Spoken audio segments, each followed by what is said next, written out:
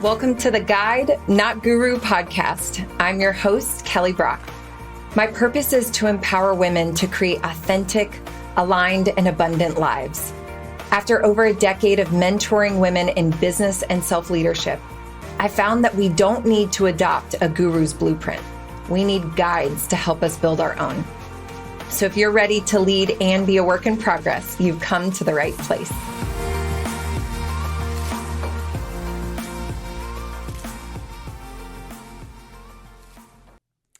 So I want to talk to you all today about something that has changed my life. And you know how people will say there was a before version of me and there was an after version of me. When I started to understand emotions and to understand that each emotion had a gift and each emotion had information, it literally changed my life. I often joke about that if there was a poster child of unaware and out of alignment, that was me.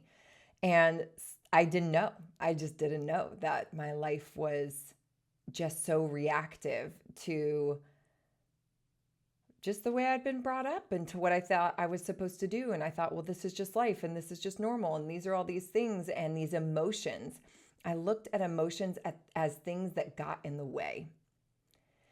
And as I started to do work on myself and started to really start to understand what emotions even are, why are they even here? Why are they a part of our experience? Why do they keep showing up? Why are they not actually a problem, but they are something that's telling me about something I need? I talk often about alignment, and I believe alignment, being aligned, living an authentic, aligned life is moment by moment. So what works for me today may not work for me in 6 months from now because I've changed. But if I don't have the ability to understand my own thoughts and feelings and emotions, I don't know how to course correct. I don't know that my anger is telling me something or that my sadness is important. There were so many big feelings that I had that felt so dumb and inconvenient that I didn't want to be with them. And I learned to just suppress them and put them down and just move through it. And I was also the poster child for toxic positivity. I was in an industry where it was everything's good, right? Everything's good. It's yeah, adversity grows us, but also it's hard. But I never had the permission to admit I'm sad. That hurt. This is hard. I'm uncomfortable. And that showed up in so many areas of my life. So I want to tell you about this thing that gave me a BC and an AD Kelly, a before and an after version of me. And it was understanding emotions, the information that they have, and the gifts that they bring. And so one of the biggest mistakes that we're taught is believing that we are thinking machines who on occasion have a feeling. And it could not be farther from the truth. We are actually emotional beings who occasionally think. As you study, if you're someone who has studied behavior and understanding, why do we do the things we do? A lot of people will start with it's a belief. You had a thought that led to a feeling that led to the thing. There's this whole chain of reaction when you start to investigate. But we are emotional beings. 95% of who you are is in your subconscious. Your subconscious is the emotional body. It is your emotional wiring. And so if you really want to change your life, man, the best work you can do is start to look into emotions. And again, I was someone who was just somehow taught that emotions are these inconvenient things. And what they bring up is, what's interesting is to learn that emotional pain is actually transmitted to the brain the same way physical pain is. So when you feel grief, when you feel sadness, when you see something online and your heart empathetically goes out to them, you're like, why am I in so much suffering and pain? It's not even my own. It's because we have this wiring that goes straight to the brain that says, I am in pain. And it's the same with all of the beautiful, positive emotions too. And so I want to walk us through a little bit. It's almost like emotions 101. And to help you understand some of the basics around emotions. And for some of you, I may be talking about this and you already know it. And for some of you, you may be saying, like, I know I'm supposed to feel things, but I'm not a super feely person. That was Josh to a T. Like in the relationship, he was like, you're overly emotional, and he had no feelings. It was like, he just didn't have access to them, right? And some of you may be saying, like, I feel things, but I don't even have words for them. Like, all I know is I'm mad, right? Or you've got maybe just a few words to describe the way that you're feeling. And so emotions are influencing every area of our life. And down to the fact that, my former life, what I went to grad school for was behavior change. And what I found is that every single decision we make, we do for a feeling. The reason you want to buy that car is because of the way you think it'll make you feel. The reason you want that body is because of the way you think it will make you feel. The reason you want to be in love is because you think when I have that relationship, I will feel some certain way. When I teach manifestation and when I teach, really people creating the lives that they love, one of the things we enroll the highest is the feeling. And I teach women how to be in that feeling now, because they're constantly waiting for a tomorrow to feel the thing that they want. And so we're doing everything for a feeling. And because we are so often unaware of our own emotions, we end up denying them or suppressing them, putting them aside, distancing ourselves from them, and doing our best, honestly, to stay unconscious. Because what we somehow believe is if we aren't looking at them, if we aren't feeling them, then maybe they aren't affecting me. And it's just not the truth. They are wreaking havoc on your life if they are unaddressed, period. All of them, the quote unquote negative and the positive ones, have an effect on us. And we are meaning-making machines. And so when we ignore the missing information in each of these emotions, we're missing some of the information that was going to help us understand what's happening to our lives. That would help us understand what it is that we're needing. That would help us understand what's out of alignment. That would help us understand how to get what we even want more of. This is like a key. And each emotion actually comes with a gift, something that it gives us in our human experience that helps us have a much more happy, meaningful, healthy, connected life. And when we often feel out of control with our emotions, like they're happening to us, we almost feel like, my emotions are truth, right? Have you ever heard this? Like, you don't have to believe every thought that you think. But when emotions come in, they are signaling something. And it feels true. And often we stay in an emotion and we judge our world from that emotional state. So I want you to think about this for a minute. When you are feeling mad and you go to, let's just say your spouse, I'm just going to use this as an example, and you're feeling angry. I'm feeling anger. I'm feeling that emotion in my body right now. Your perspective of that person is totally different. They're making dinner and you're like, you would make macaroni for the kids. Of course you would, right? Because you're just in such a bitter, angry place. But if you come into the kitchen and you're in an emotion of love, that feeling of warmth and connection, and you see that man making macaroni for the kids, you're just like, he would. He's so good to me. He knew I needed him to make dinner for the kids. Thank you. I'm so grateful. What the heck, y'all? The fact that we are in a certain emotion gives us an entirely different perspective of the world. And so what's so powerful for us to start to understand is how can we know enough about them? Even from this podcast, this will be like 101 basics, but if you're hearing it the first time, it might be like earth-shattering. It will take you into an entirely new life and universe. But what's powerful is when we know how to name what we're feeling and we know the information, the gift. Those are the two things I really want to give you. There's a saying, when you name it, you can tame it. The minute we get this thing in our hands, this is fear. No, it's not fear, it's anxiety. No, it's not anxiety, it's sadness.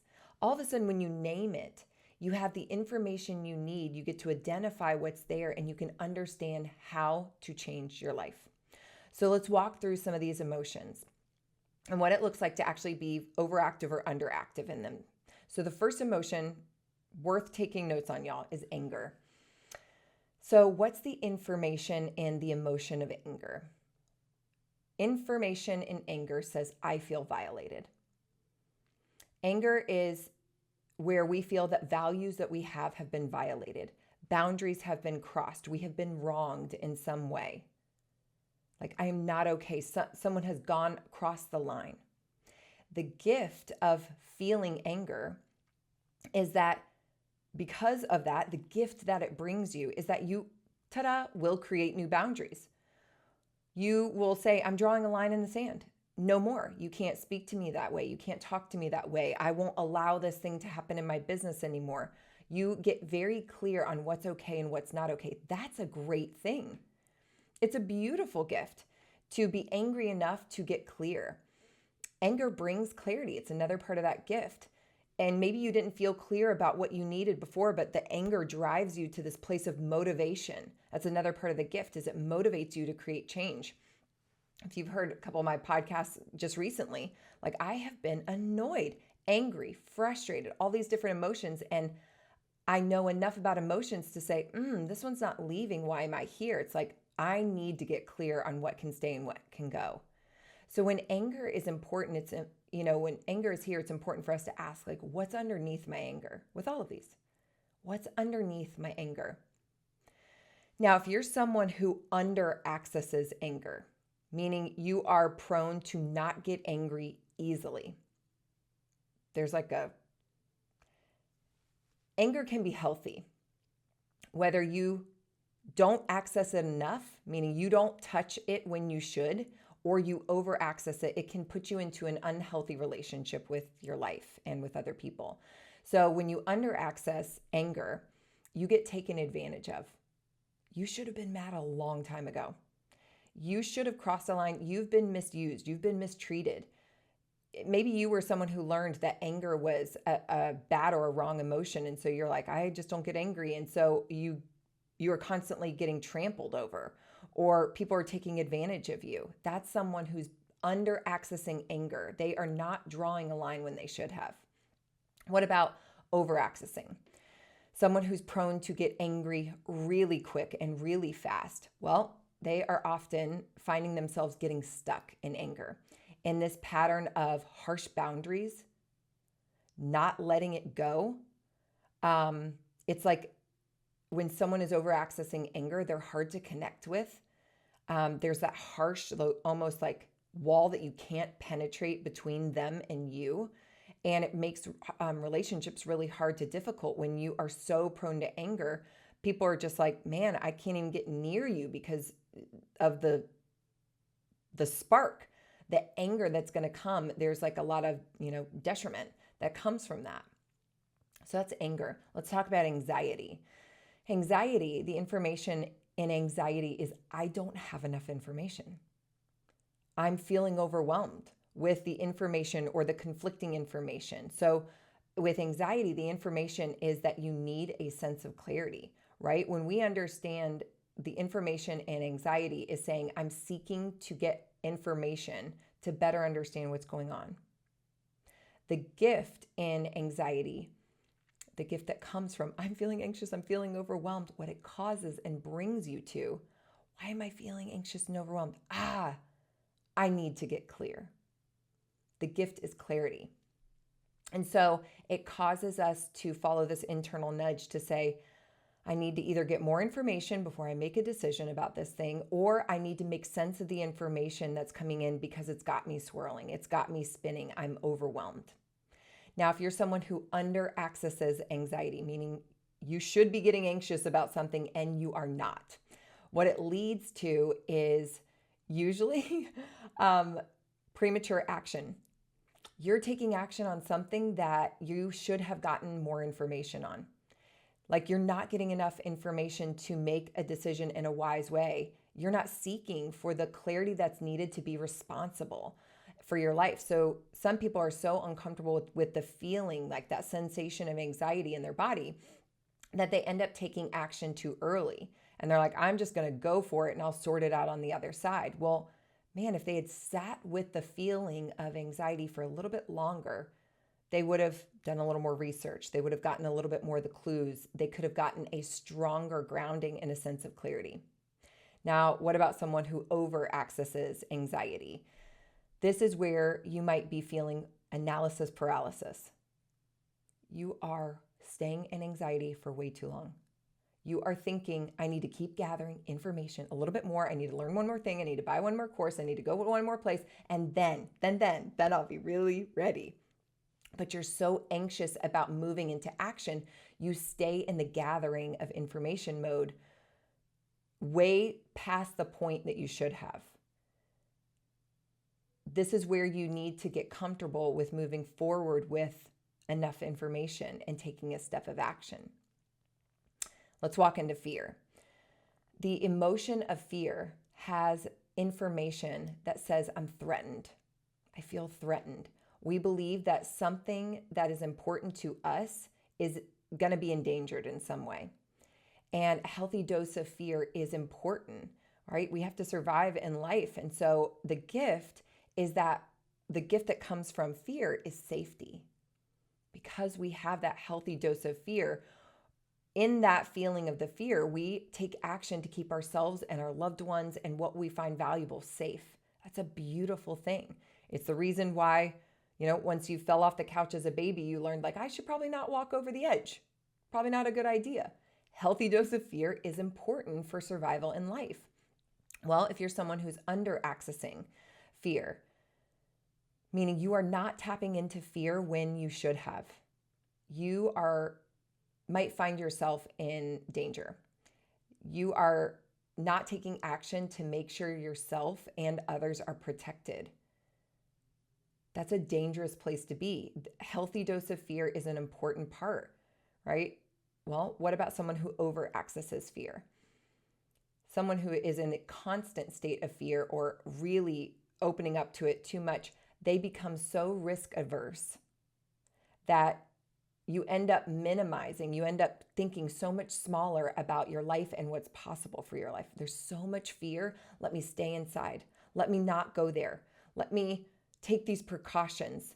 Let me wait. Let me try later. I can't do it. So you become so much smaller and limited in your possibilities for your life. That's too much fear. It's blocking you from what you're supposed to be doing here as a human, which is expanding and growing and living and learning. So let's talk about the emotion of sadness. The information in sadness says, I have lost something or someone. There is this sense of, I have lost something that is meaningful to me.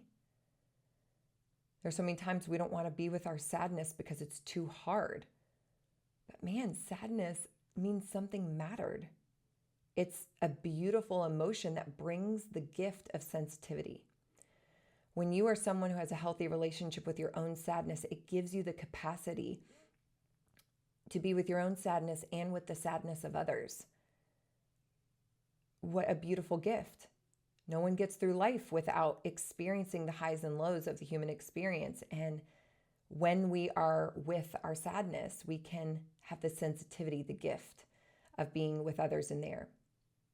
So if you are someone who under accesses sadness, you might be experienced by other people as uncaring or insensitive. Like, I can't be with my own sadness. I can't feel this. And so it seems like you don't care about them. There's something that's not validating of other people's sadness if you can't access your own. You have no ability to allow that feeling in. So you're not wanting for or holding space with someone else when you're not willing to be with your own sadness. Well, someone who's over accessing sadness, man, staying in sadness too long leads to totally depleted energy and depression. That's this constant state of deep sadness. Sadness is the most distressing emotion. And because of that, when we're in it, it feels so uncontrollable. When we are with our sadness, it's just like, it almost feels like it's final and permanent. Like if I allow myself to be sad, then I'm never going to get out of it. But if you're someone who has gotten a good cry before, at some point you're like, okay, I think I'm done. There is always a relief to our sadness, but the fear of over-accessing is that we're going to get lost into this place of depression. Shame, the emotion of shame. The information is shame is I have done wrong and I am wrong. Y'all know my girl, Brene Brown, talks so much about shame. And shame is this pointing of the finger at ourselves that says, I've not only messed up, but I am a mess. I've not only done wrong, I am wrong. I'm wrong, I'm bad, I'm unworthy. And when we look for the gift of sitting with our shame, honestly, it's the bottom emotion of the human experience is shame. And when we sit with our shame, the gift that we get is humility. It's this beautiful gift of saying, hey, I can admit I did wrong here. I can accept my part of the blame. I know I have something to be responsible for. And when we take our part of responsibility, especially with others, it allows us to stay in relationship with them. If you've ever been in a relationship with someone who doesn't take responsibility, maybe not even in the moment, but ever, it's just like, I don't know how I'll move forward with you if you can't see your part here. And so the gift of your own shame brings you to this point of humility in relationship. So if you're someone who's under accessing shame, meaning you are not touching it when you should, it's almost like you're Teflon, like nothing sticks to you. Your stuff doesn't stink. You're amazing. You're like, you can't penetrate you. You're not accepting responsibility for how you contribute to an issue. It's hard to be in a relationship with someone who can't access shame. If you're someone who's over accessing your shame, this is where you keep this manifesting of the limiting belief that I am wrong. And you assume if there's ever a problem, it must be me. And so you're taking responsibility for things that are not your fault. You are causing other people to not heal or become responsible for the things they should have because you're assuming it was you. You're taking, on this judgment of yourself. And honestly, those who are judging themselves so deeply and staying over accessing shame are often likely to be judging other people with this like impossible to meet standards of life. And so it becomes this self-criticism and this judgment of both, again, yourself and of other people. And then there is the emotion of joy. And joy, when we experience joy, the information in joy is not about being happy. Joy is this information of I've got this. When we experience joy, we have a sense of confidence in ourselves, this sense of certainty and capability of our ability to sustain a level of resiliency in our lives, both in our lives, the human experience, and relationship with other people. And so the gift from accessing joy is this vitality, this aliveness, this resiliency, this engaging with life. So when you feel joy, there's this energy, right, that comes through when you access joy. It's like, I've got somewhere to go and someone to be, and I've got the ability to do it. There's a vitality and aliveness that comes from joy. When we are under accessing our joy, there is an inability for us to withstand the natural friction that comes up in the human experience. Like if you're someone who's with not accessing your joy, your life, your aliveness, your vitality, there's this whole depletion energy of like when tough times come, you're like, I don't have what it takes. And there's going to be natural friction that comes, especially like thinking about relationships. Like, man, be a parent. be in a marriage, be in a relationship with someone, and be in a friendship, any relationship, you know that there are two different people coming to the same place saying, I want to be connected and be together, but we have two different sets of values and different ways of living. And so the friction that will come from life and relationship, it is inevitable. Someone who's under accessing their joy almost has this like victim mentality of they don't believe they have the resilience or the confidence to withstand some of the challenges that come from life. And, without that joy, it's hard to be connected to other people. Now, someone who's over accessing their joy, it blocks your ability to be with some of the distressing emotions that come up in life.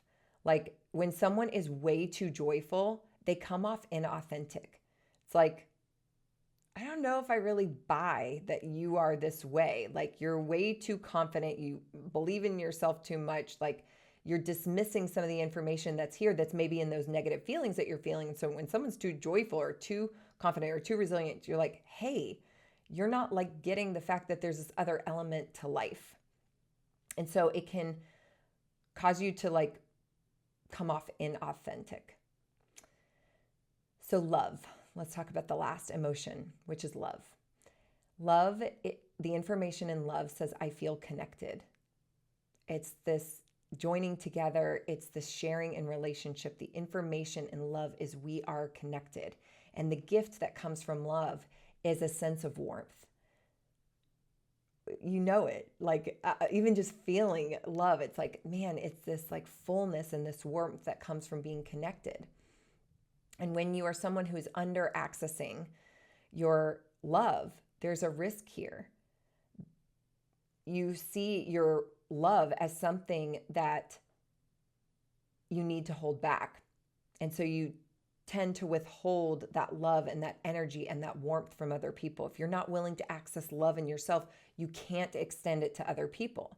And so you become hard to read. You become hard to connect with. You become, you're less likely to make emotional connections with other people or even like emotional dreaming for your life because you're not accessing this piece of love. And someone who's over accessing love, there's a risk that comes there too, because you're missing some of the information that comes from, again, those distressing emotions that come with the human experience, and you can come off like inaccessible or unreal. It's hard to relate to someone who's only seeing the positive in life. Like, okay, yes, I know there's a reason that this person I loved just passed away, but like, I don't need to hear that right now. Like, there's no positivity. I'm feeling sadness, right? When we're too high in love and that positivity, it becomes inauthentic. We become someone who is way too positive and we're lacking that connection. So I wanted to bring this as an episode today as honestly a source of something for us all to come back to. And I want you to be curious with yourself. Which of these emotions did I mention did you connect with? Which in your own human experience did you feel like, wow, she's talking about it and I didn't even feel a connection to it. I don't know it. Get curious about that. Which of those emotions did you feel, I'm under accessing that. I'm not tapping into it enough. Or wow, I'm like way too engaged in it. I'm missing the place of being in a healthy relationship with it. There's information and a gift in all emotions. They are not meant to be put to the side. And when we start to be humans who can witness our emotions, can name them and say, what's this thing here for? When I feel sadness, it's telling me I'm losing something. That's important. When I'm feeling love and that expansion and that warmth, wow, this is somewhere I want to be connected to more. When I'm feeling joy, wow, this is something that's expansive and full of vitality for me. When I'm not feeling joyful about something anymore, that's a sign. Maybe there's not that growth and expansion here anymore. When I'm not being angry when I should be, wow, there's a boundary here that I'm not setting. There's information in all of these emotions. I'd be so curious for you all to just share with me in the DMs. take a screenshot, share this episode. Let me know like what came up for you as you heard this, because as you start to understand how to name it to tame it, you will have so much more empowerment in your life. This is the place that you can start to really understand yourself. And then from here you go, oh, I got this information. What choices do I need to make now that I know what's here? What do I know about myself? What do I know about what I want? What do I know about what I need? And that's when we can start to live really empowered, conscious lives. So I hope this resonated with you all. I can't wait to hear what showed up for you. Y'all know I love emotions. It's just the beginning. Hey friend, thank you for listening. My goal is to empower as many women as possible. If this episode supported you in any way, I would love it if you'd leave me a review or let me know on Instagram. You can take a screenshot or tag me or just shoot me a DM. If you're looking for any kind of additional support, don't hesitate to reach out. See you here next Tuesday.